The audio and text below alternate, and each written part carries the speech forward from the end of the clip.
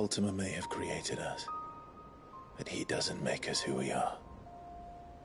Only we can do that. And if he would have us fight for our survival, so be it. It's what we've been doing all along. Much like Ultima himself, it would seem. His new world being naught but a means to survive. And so, we must contend to decide which of us shall inherit the land. Should Ultima prevail, it will mean death for us all. Of that, we can be certain. But even should he fail, what world awaits us? A withered, godless place, where our newfound freedom will most like prove a chain in itself. It can always be broken. As long as one has the will to break it. It won't be easy. It may take generations. Centuries of suffering.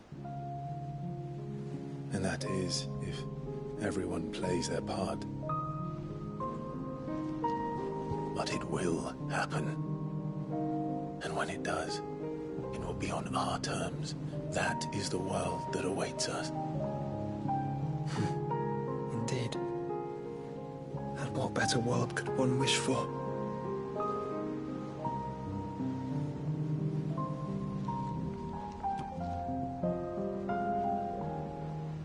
But first, we have to reach that crystal. Then it's a good thing I have wings. You can barely stand, let alone fly. And only the Founder knows what horrors await in those skies. You certain about this? Am I certain? I am the Phoenix. I will do what I must. This is our fight. Remember?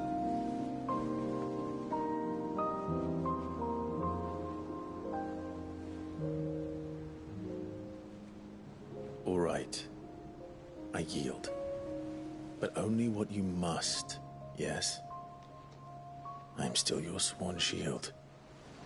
That you are. And what of my wings? Lest you forget, you go to stand against a god. I would not have you succumb to fatigue before the fight begins. Ifrit, your brother mentioned that some few of the dominants who had lost their power to you were still able to prime. Is that true? It is. But their icons no longer submitted to their will. Then mine will have to be stronger. That you both might save your strength for the battle to come. You don't have to do this. If you do, there's a chance you might lose all you have left. And what have I but regret? My life ended in the Dominion. I fear death no more. Besides...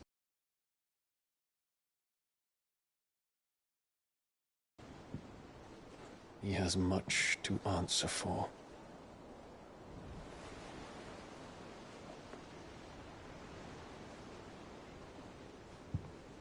We are in your debt, Dion.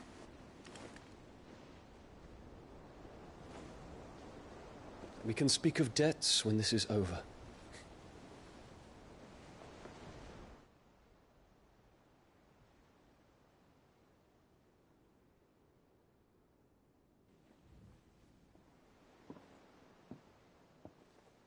He speaks the command, he knows he's not coming back. And has come to terms with that. That doesn't mean that we have to. Does it, Clive? Time to talk to Jill. I only hope she understands.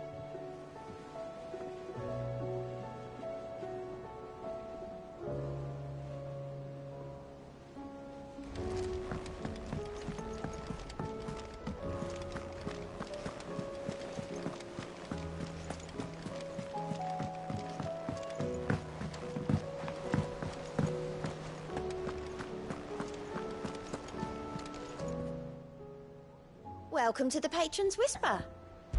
Is everything we've received and everything promised?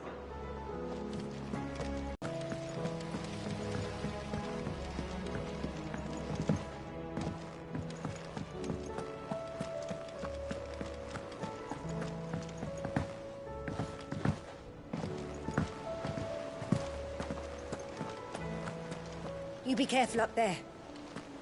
If you happen to snag your britches on.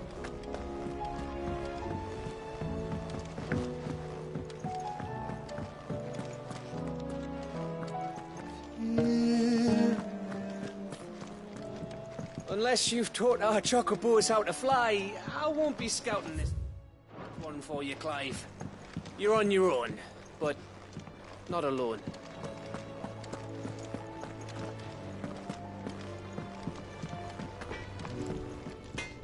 Yep. So, what'll it be?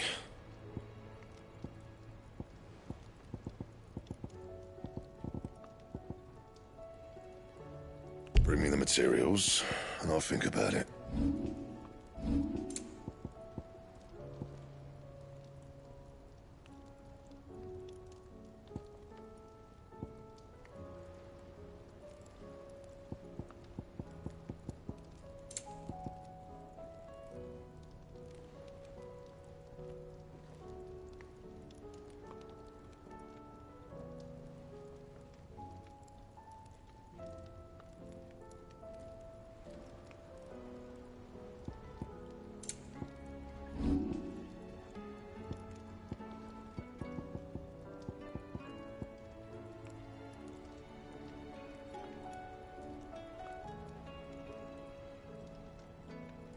That it?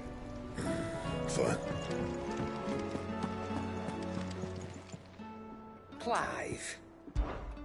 Go on, then.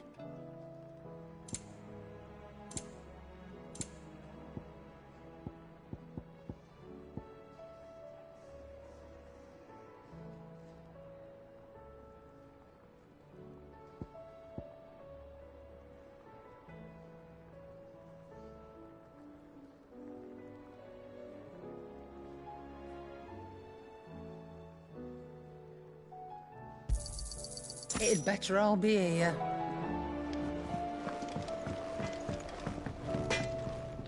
Trouble with your gear, or... Not saying for you, do you?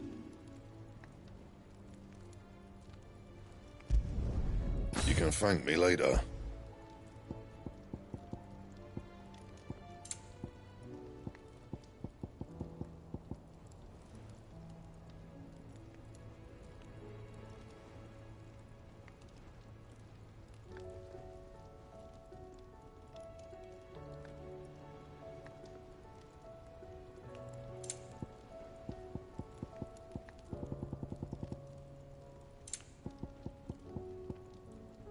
And? First the skies, then the crystal. What next? Still alive, are you? Coin purse weighing you down?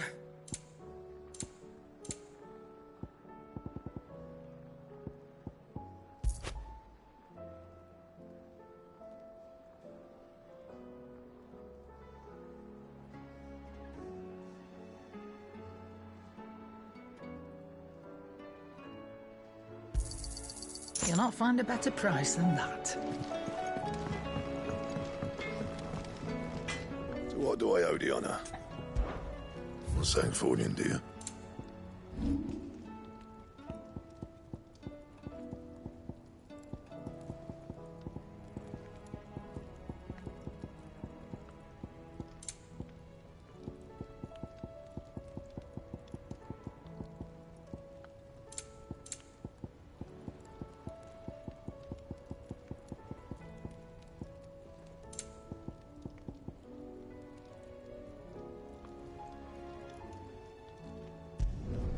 You can thank me later. That it? Fine.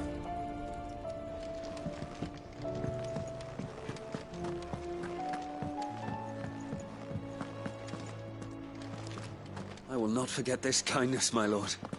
I shall come to these, but as soon as the rebuilding...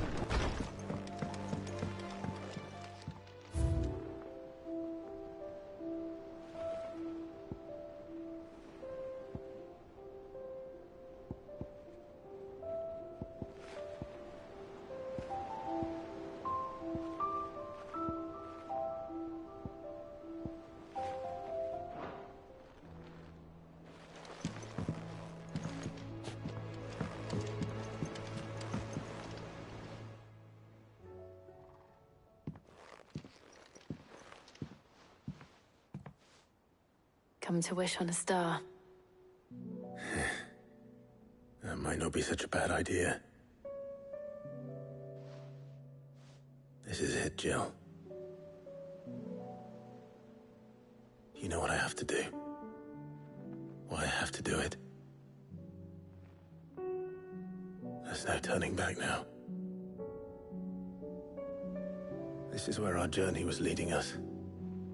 Where it will end, for better or worse.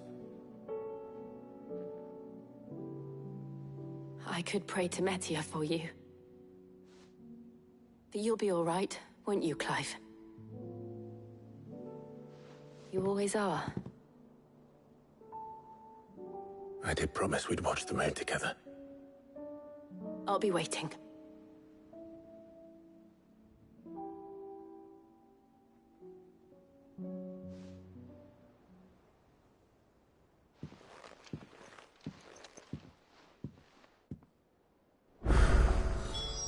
It's almost time. Better make sure I haven't forgotten anything.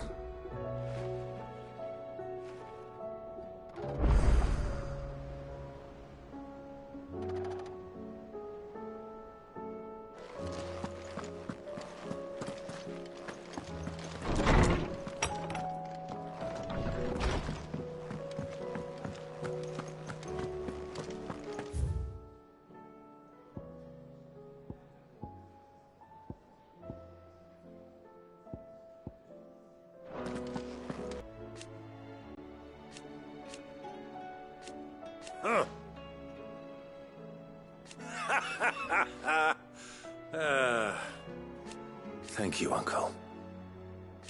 As for down here... Clive, my boy! Rutherford informs me that we owe you our thanks. Hadn't intended for you to get involved, but such are the times we live in, huh? I would have done the same for anyone else. You're far too modest, Clive. You'd make a terrible nobleman. But tell me, is the realm truly in as dire a state as Rutherford suggests? From what little I saw, you were right to be worried. I suppose I should have expected the worst. But I was rather hoping the great and good of the realm might have things a little more under control. Alas, it seems that firm leadership is in short supply these days, and without it, the people are bound to lose their way. We must move quickly. But where do we start? True, the challenges that face us are many. But in my estimation, there are two key areas to be addressed before any other. The realm's armies and her larders. As you've seen firsthand, it's every man and woman for themselves out there. Certain cities have banded together to try and maintain some semblance of order, yes? But such cases are few and far between. And yet, the only remedy for the chaos that faces us is unity. A unity that transcends even the borders laid down by our ancestors. In short, if Storm does not stand together, she will fall apart. But how would one even begin to unite the realm? The armies, my boy. As I told you already, we begin by restoring order among the ranks of those sworn to maintain it. Sadly, I doubt I could convince even the lowliest gaggle of privates to dig a latrine together. But I do know someone the High Commanders have been known to listen to on occasion.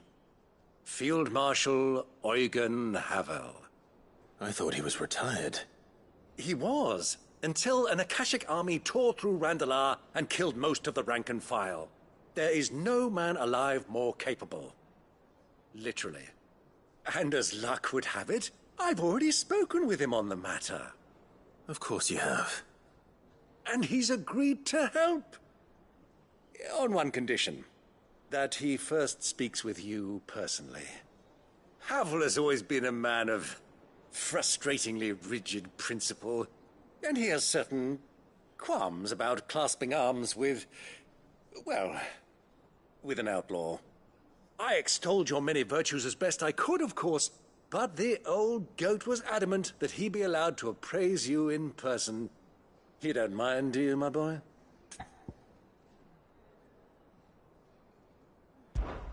Of course not. As long as chaos reigns, we will never build a better world. I'll do whatever it takes. And if the Field Marshal wishes to speak with me in person, then so be it. That's the spirit. I'll leave for Randalar at once. Would you send a Stolas? Of course. Rutherford is already in the Dalmekian capital. I'll have him tell Havel to expect you forthwith. Excellent. Thank you, Uncle. No, thank you, Clive.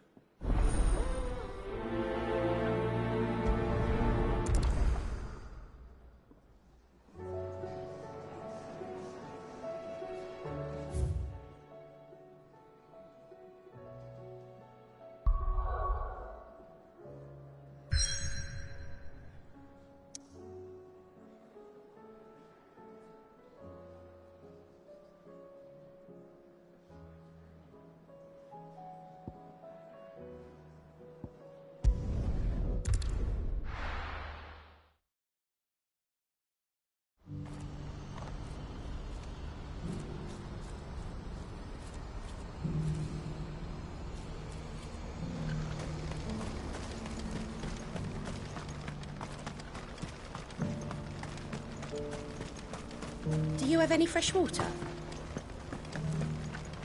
Has this wine turned? Or is it my stomach? Tastes better if you don't look up. I hear the brothers found another victim. Can you believe it? I believe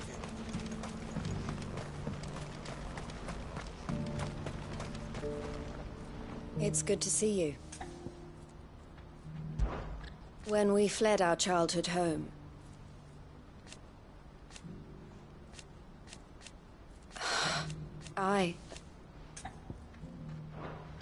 farewell.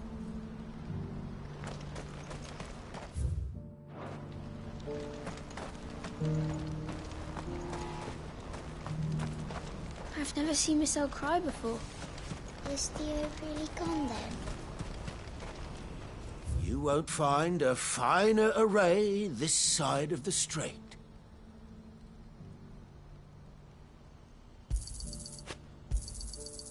Many thanks.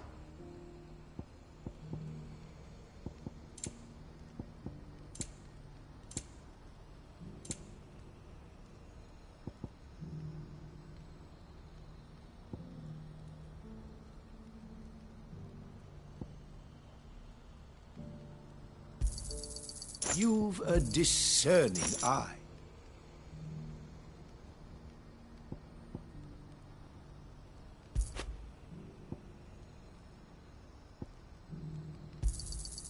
Many thanks.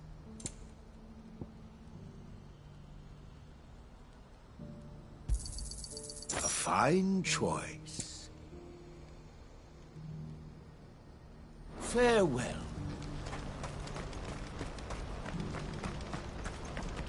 Do you see that too?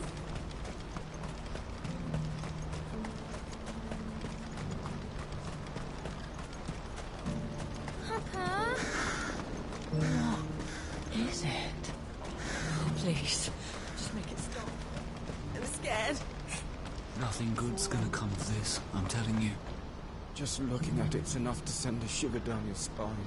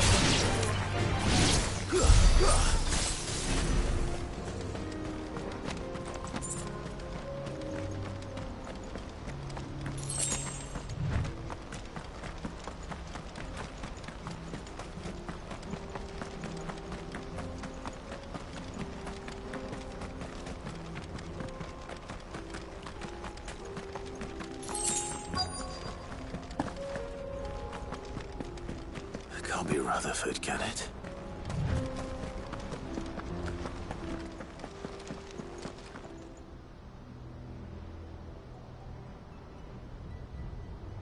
Turncoats and cowards, the lot of you!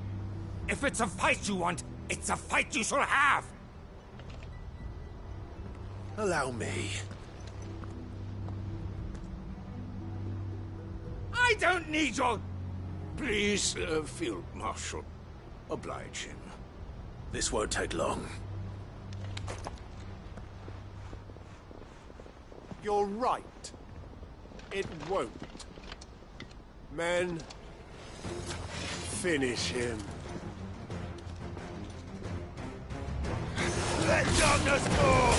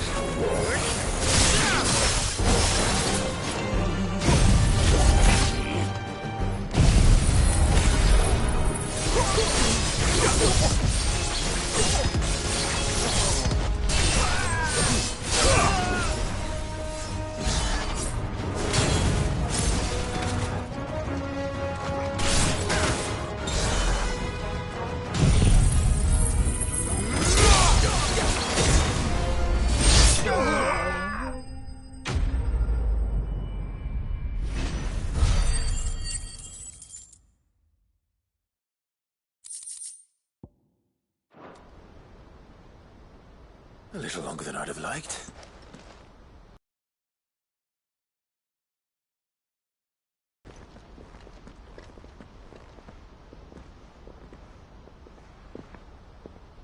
Field Marshal Havel, I presume. Are either of you injured? No, my lord. You arrived just as our escort turned on us. Fucking traitors. I'd heard reports of soldiers in the outlying regions abandoning the oaths they swore. But I hadn't thought the corruption had reached so close to the heart of the Republic. It's a fucking disgrace. Your interfering old bastard of an uncle tried to warn me, of course. My Lord Marquis. Or is Sid the Outlaw more to your liking? Call me what you want. It doesn't change who I am, or the urgency of the message I bring. My uncle has a plan to right the realm, and he needs your help to see it through. Before I agree to anything, I'd have you answer one question. What do you stand to gain from all this? I won't deny that I might benefit from further chaos. But I seek a new beginning for all of us. We could live, how we could die, when it should have been our decision all along. Now, we have a chance to put things right. But in order to take it, we must stand together. Even if it be beside those with whom we don't see eye to eye.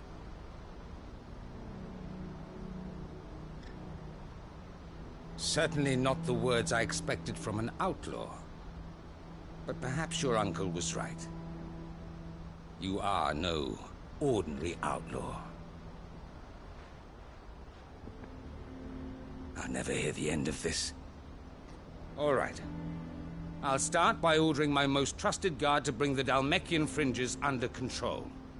Next, I'll make contact with my counterparts in the Imperial Army and see if I can't convince them to try and restore order in their own territory. Thank you, Field Marshal. But they are not the only ones we will need to convince. What do you mean? I don't doubt that I can bully some sense into a few generals.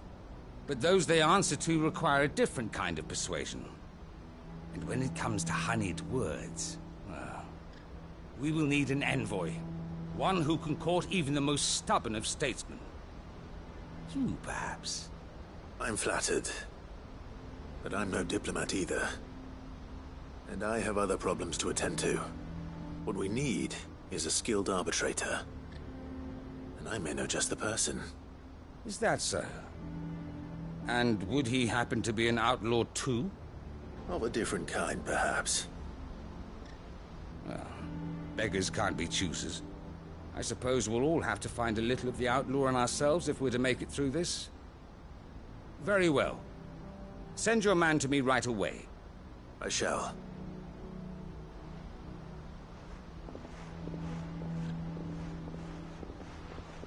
My Lord Marquis. Your Lord Uncle bade me escort the Field Marshal to his manor in Port Isolde. And I will see that my associate joins you there. Very good, my lord.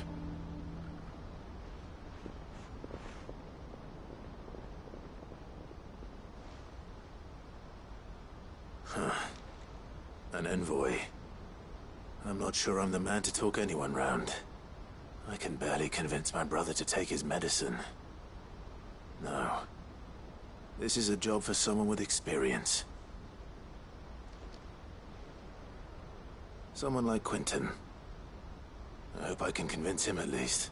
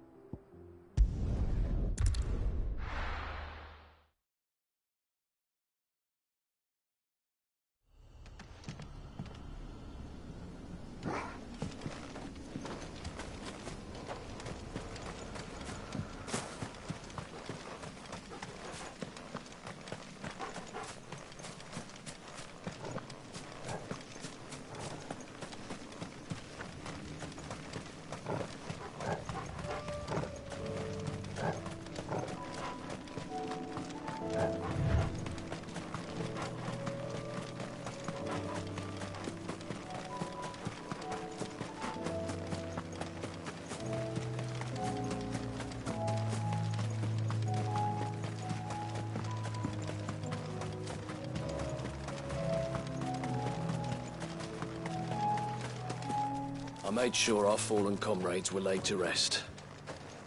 And they can Quentin, I have a proposal for you. Do you now? Something tells me you'll be asking more of me than a cask of Gotand gold. Go on then. Propose.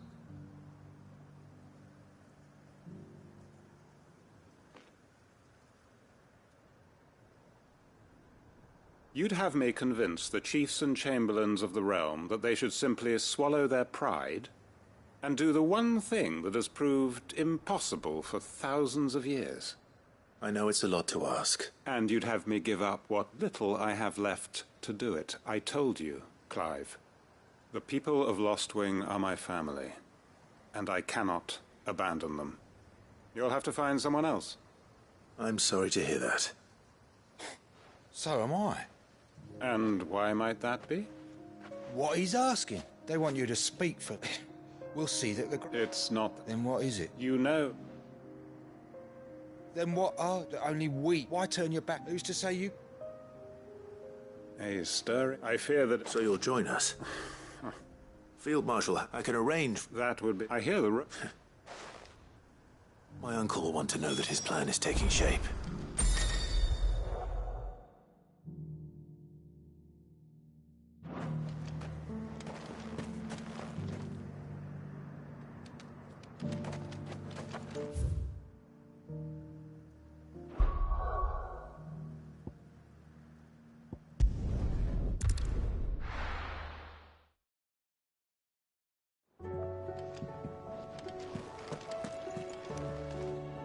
Uncle, I bring good news. The Field Marshal has agreed to your plan. Ha! Of course he has. I didn't doubt you for a moment, dear boy. Rutherford is accompanying him back to your manor in Porter's as we speak. They will await your return there. As will one other. One other? Who, exactly? Lord Havel was concerned that even if he could get the realm's armies to agree to an accord, he might not be as successful in convincing those with political power. He asked if I might have a solution, and I suggested a certain Imperial Lord Magistrate turned Liberator. One of your co-conspirators? Master Quinton would probably call me one of his, but yes. Another outlaw, then. Just the thing we need to put these rotten politicos in their places. Good thinking, Clive. I'm glad you approve. The more the merrier, eh? Uncle, assuming Havel and Quinton can solve our problem with the armies, you still haven't mentioned how we might manage the grain shortages. Oh, don't you worry, my boy. The 7 high houses will be seeing to that. They have all agreed to make the most generous of donations. Oh, of course, it did take a little persuasion. But luckily I had some unexpected help. From who? Why, you, my boy.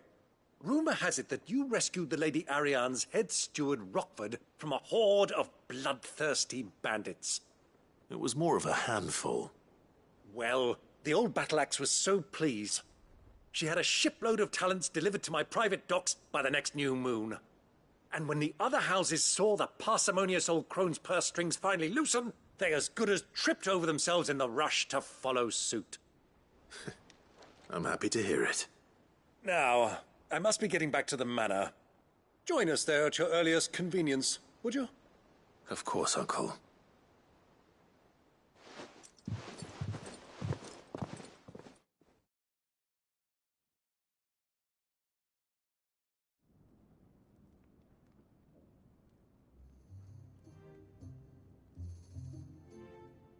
And how, pray tell, will we get that grain to the capital if the roads are still overrun with akashic? You'll find another bloody road. I only have so many men, and I'm not about to send them headlong into an ether flood. That is, unless you'd have them turn as well. Well, I'd certainly eat less. Says the man with a belly bigger than a band of curls. My soldiers actually need their rations. Without any food to keep them going, they'll be dead even before you've sent them on your fool's errand. If I may, gentlemen, perhaps I might suggest an alternative approach. Though supply routes are indeed disrupted, there is no shortage of ships. Indeed, they bob away in every bay from here to Randalar, awaiting a safe haven. Allow them to make port and fill their bellies full of grain. And once those who crowd the cities are fed, ferry the displaced back to the countryside to work the fallow fields. But I'm sure that you wish to continue your discussion. Forgive the interruption. 2 such firm friends as yourselves need no help from the likes of me. Rutherford spoke fondly of the great bond between you. Us?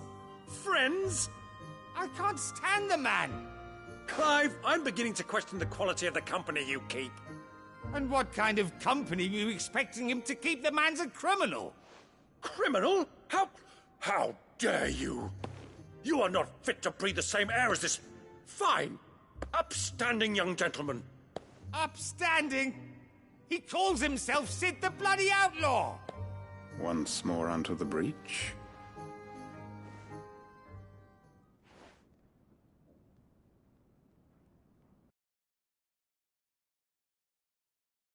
Again. What we seek here is not to create a new nation, nor to claim the thrones of those that already exist. We wish simply to bring stability to the realm that mankind might weather the current storm. And to do that, we must convince those in power, the generals, the statesmen, the nobles, that our cause is just. There will be disagreements, yes, and I imagine some resistance, much resistance. But we cannot let that deter us. If we show them the path, show them that we walk it ourselves, then I am confident they will follow. The fate of the world lies in my nephew's hands, but the well-being of her people lies in ours. And we must not squander the chance that Clive has given us. Uncle Byron, Now, with that settled, let's move on to the signing of the Accord. For what great moment in history hasn't been accompanied by a little ceremony?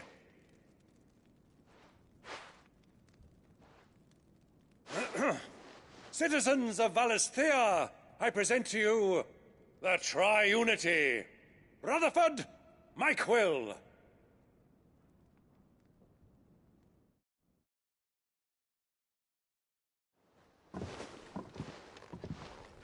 Well, my boy, the stage is set. That it is. This is the role you were born for. Now I ask only that you trust in the talents of your supporting cast. We shall play our parts to the best of our abilities, that you might have the opportunity to shine. The realm needs its Sir Crandall. And there is no better Crandall than you, Clive. I want you to keep this signed accord as proof of our faith in you. I will. Thank you, Uncle.